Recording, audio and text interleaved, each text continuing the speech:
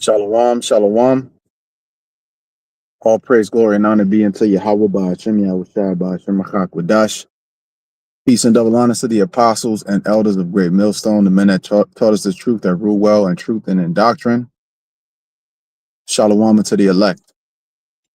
So I'm going to get into this lesson now on, I have been meditating on this topic for a little while now, and it goes into, being a Stoic, okay? And the more time goes on in this truth, and with the examples that has been set forth of us, for us, from the men that preceded us in this faith, we see that they lived a lot. They live a Stoic lifestyle. All right. So just to break that down quickly, a Stoic is somebody who shuns worldly pleasure and focuses on discipline. Okay. And one thing, when you lean into the Stoic way of life, okay, you get a lot more peace of mind. Okay. And being in the spirit of Yahweh Ba'Shem Yahweh Shai, having the Rakak Wadash, all right, being a Stoic is really the way to be. Okay. And, Lord's will, I could take heed to this message coming out, because this is all, being in this truth is a journey. It ain't built overnight. We learn every day. All right. I remember even Apostle Gabar once said that, he still learns things every day. So, Lord's will, we can apply these things to our walk in this faith.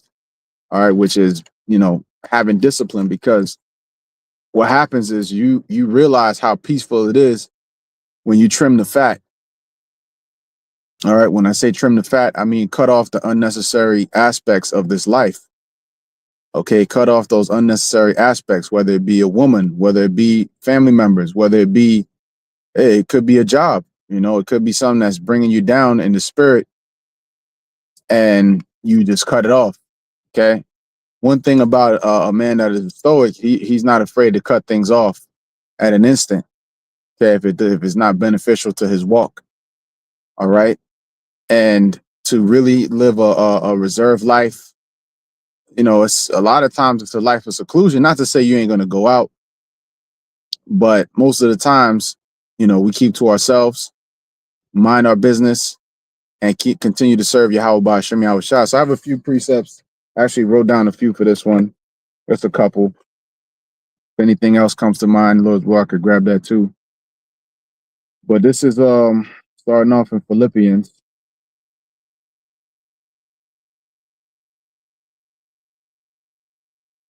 Philippians 4. Yep, this is the book of Philippians 4 and 11. Yes. Yep. Philippians 4 and 11. Not that I speak in respect of want, for I have learned in whatsoever state I am, therewith to be content. See, that's beautiful, man. Okay. I know both how to be abased and I know how to abound. Everywhere and in all things I am instructed both to be fulfilled and to be hungry, both to abound and to suffer need. I can do all things through Hamashiach, which strengtheneth me. Okay. So that's actually a scripture that you see a lot of NBA players, different people, they have that tattooed on them or whatever, which tattoos is wicked according to the Bible. So that's pretty foolish to get a tattoo of a Bible scripture. But that scripture is famous. All right. Philippians 4 and 13. I can do all things through Hamashiach, Yahweh Shai. So through Yahweh Shai, when you read it in the context of what it's saying, a few verses up, Paul is saying that he knows how to be, that means you're going to know how to deal with everything. Because a lot of people will use it as an ego thing. I can do all things, But what it's saying is that you're going to be able to weather whatever storm or go through being abased, which you may suffer want. Okay. Not having things that we may need in this life, food, bread, raiment, shelter, Lord's will, we have those things, but there'll be times where the Lord will have us with less. And what that does is it makes us hardened.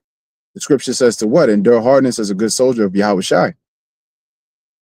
Okay, so when we learn how to abase, then when you do abound, we're able to use the whatever the Lord gives us efficiently, all right, and use it wisely, man. Okay.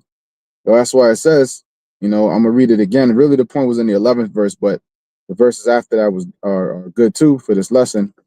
It says, "In whatsoever state I am, therewith to be content." So no matter what we're going through, we learn to be content, and that gives you more of a peaceful mindset because you're not always. What they say is, the saying in the world is, comparison is the thief of joy.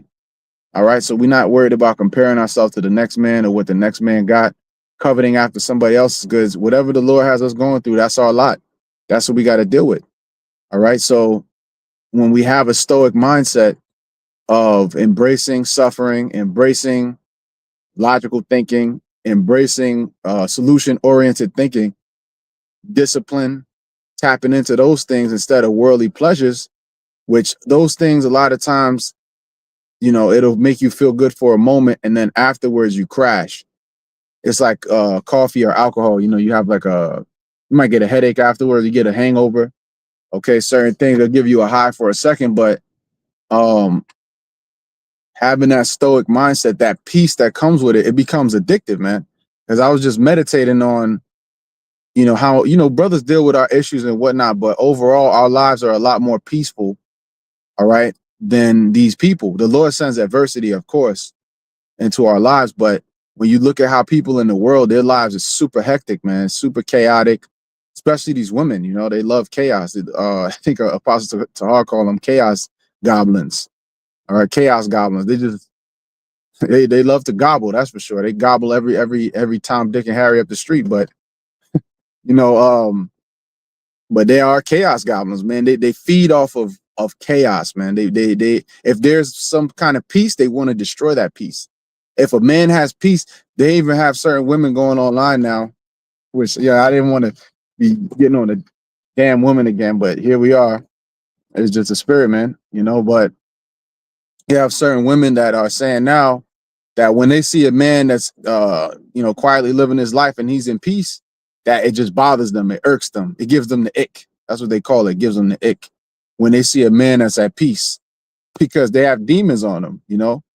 Those demons that's on them thrives off of those are chaos demons.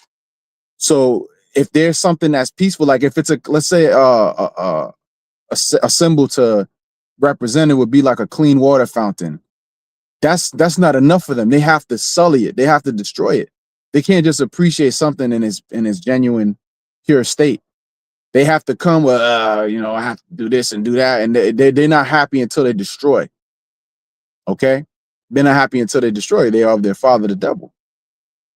Okay, so when you cut those type of people out of your life, man, you see the peace that comes with it.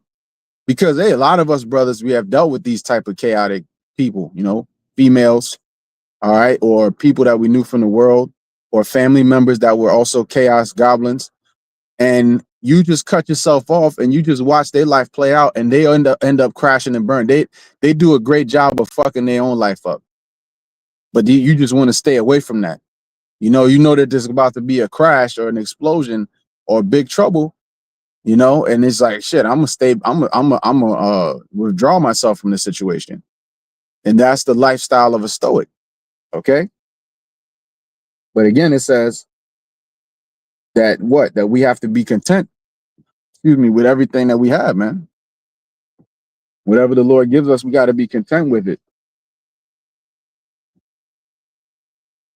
All right. So being content, we can go with less and we'll still be happy. The Lord gave us something. No matter what position we're in, we have to be content. We have to be grateful until Yahweh Hashem Yahushai. Matthew 6:34. But I say unto you, fuck yeah, no, that's not it. That was 5:34. This is Matthew 6:34. It says, take therefore no thought for the morrow shall take thought for the things of itself. Sufficient unto the day is the evil thereof. Right. So focusing on the day of, what can we do today to be better? Put up the prayers, build with brothers, Get into these scriptures, edify. It's a simple equation to peace for an Israelite man. Serve Yahweh by Hashem Yahweh Shai with fear and trembling. Matter of fact, let's get that in Ecclesiastes, man.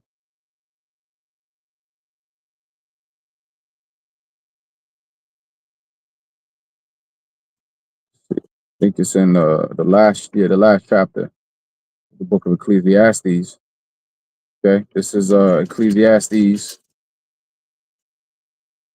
12 and 13. Let us hear the conclusion of the whole matter. Fear the Most High and keep his commandments, for this is the whole duty of man.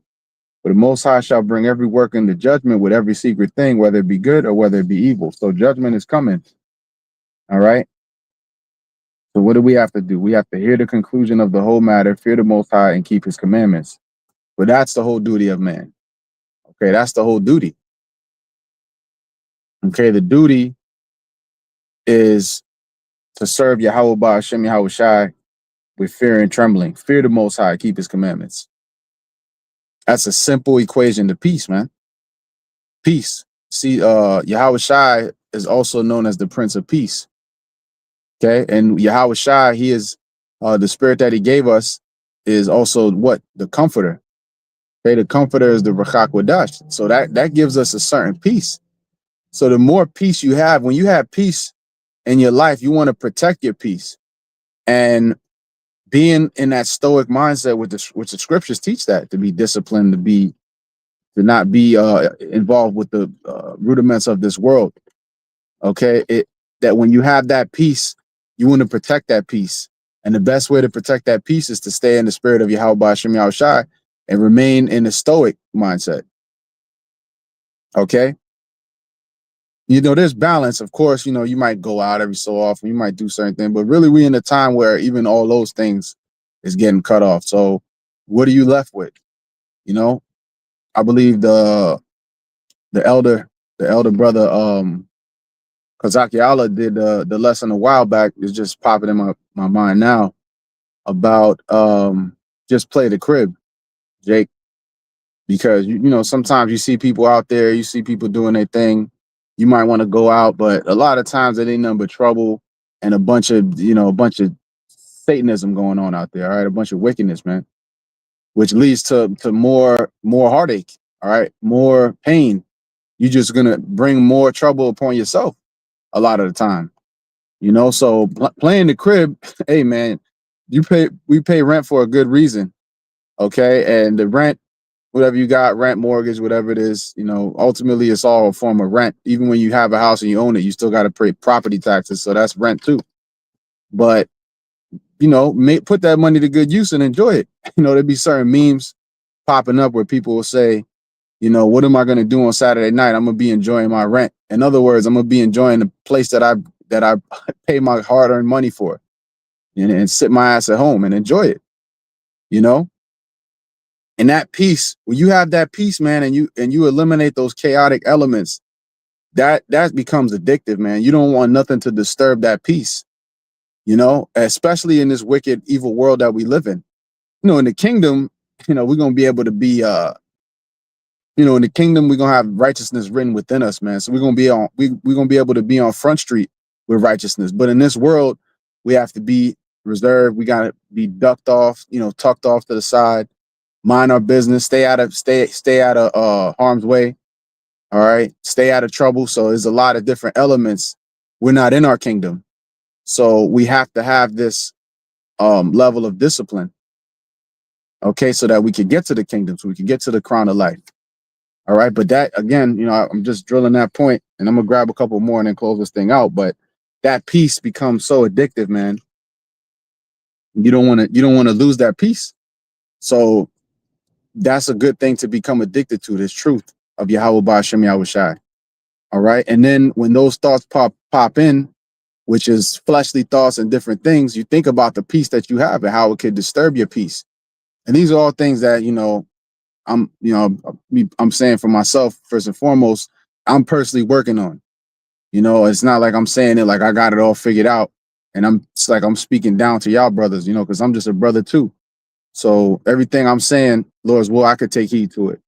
But, these things, it's good to meditate on it, because that peace, man, when you got that peace, man, you don't want to lose that peace. And it's easy to bring chaos. Peace is hard to establish, but chaos is easy. Chaos, you could just, this world is Babylon the Great, right? That's the country we live in.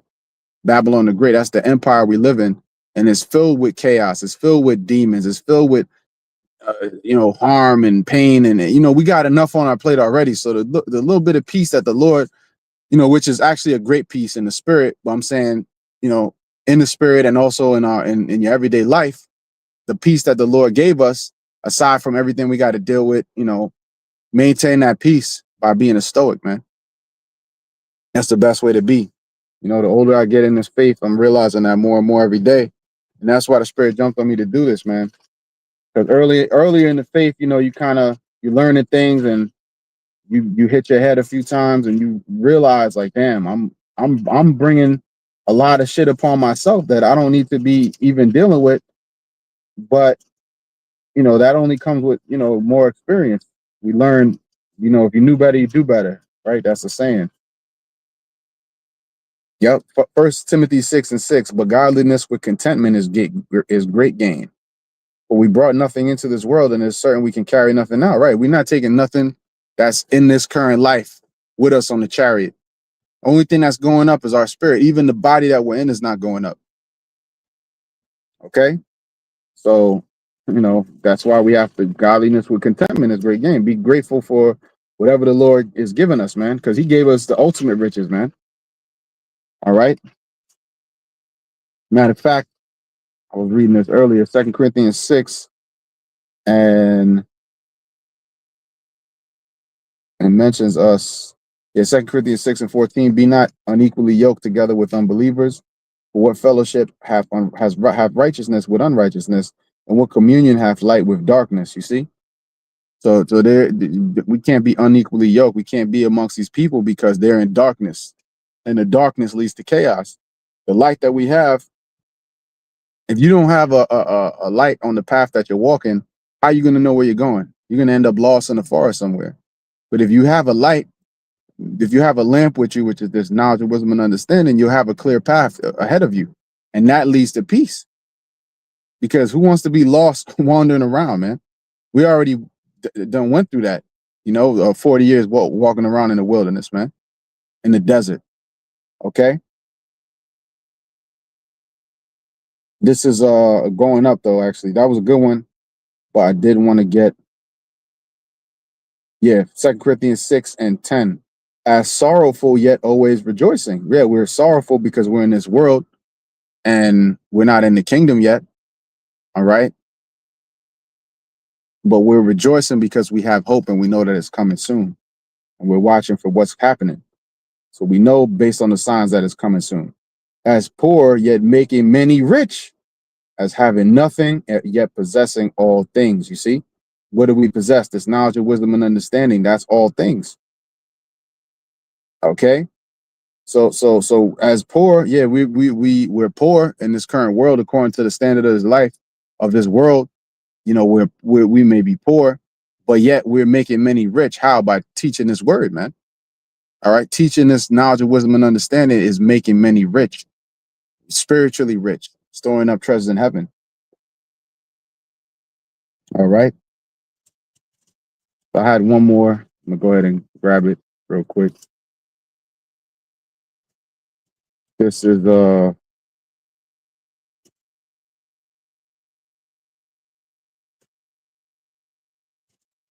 me see. Oh yeah, Hebrews. Oh, matter of fact, I got two more. I got Proverbs real quick. And it's Proverbs 16:18.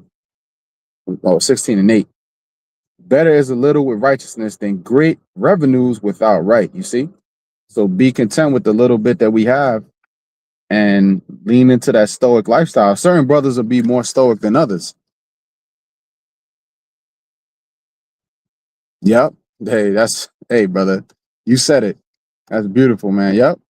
Yeah, that sums it up. You're always going to be at peace when you're not constantly trying to please a female demon.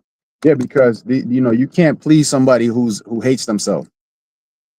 You can't please somebody who's in a constant state of self-hatred, hatred for the man, hatred for, they're just in a constant state. We have hatred too, but it's righteous hatred.